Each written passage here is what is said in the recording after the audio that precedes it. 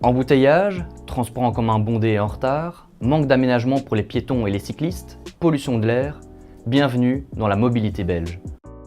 Commençons par le compagnon préféré des Belges. Il ne s'agit pas du chien, mais bien de la voiture. Les Belges l'adorent. Ils l'aiment tellement qu'ils se donnent tous rendez-vous pour bloquer la circulation. Bon ben voilà, maintenant on est derrière un Belge. Et ce n'est pas le manque de ponctualité des transports en commun qui va encourager à changer ses habitudes.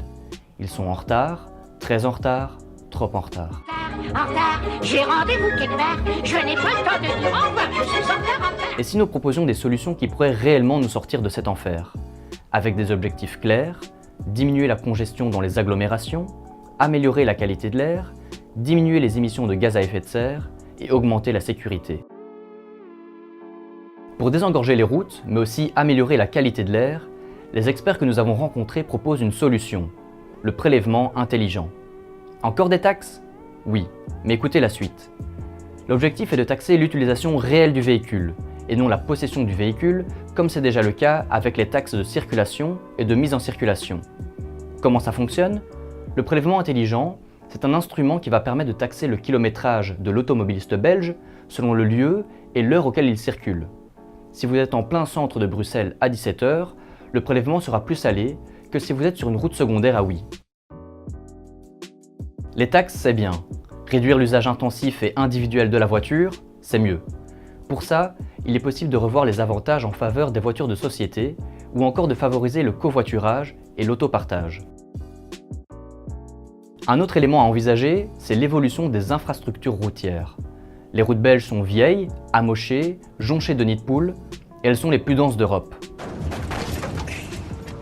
Maudit nid de poule de cul à marde!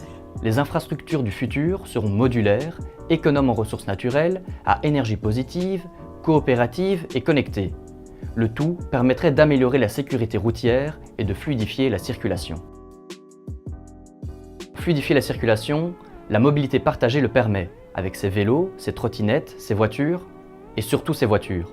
L'autopartage est particulièrement efficace et offre un impact positif sur le nombre de véhicules en circulation ou en stationnement, la congestion et les émissions de polluants. Restons dans la mobilité partagée, avec une autre solution. Combiner et adapter ces modes de transport en fonction de son parcours. Pour les trajets courts, il est possible de privilégier la marche. Pour des trajets moyens, utiliser les transports en commun ou partagés peut être efficace.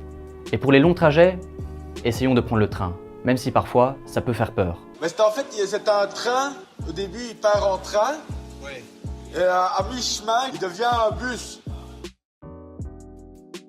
Enfin, dernière solution, et presque inévitable, c'est la collecte de données numériques.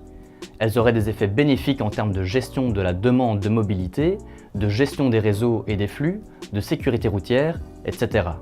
Bref, les solutions sont nombreuses, mais pour les concrétiser, comme toujours, il faut que tous les niveaux de pouvoir parviennent à une politique cohérente et globale. C'est pas les idées qui vous manquent, c'est la conviction de devoir les réaliser.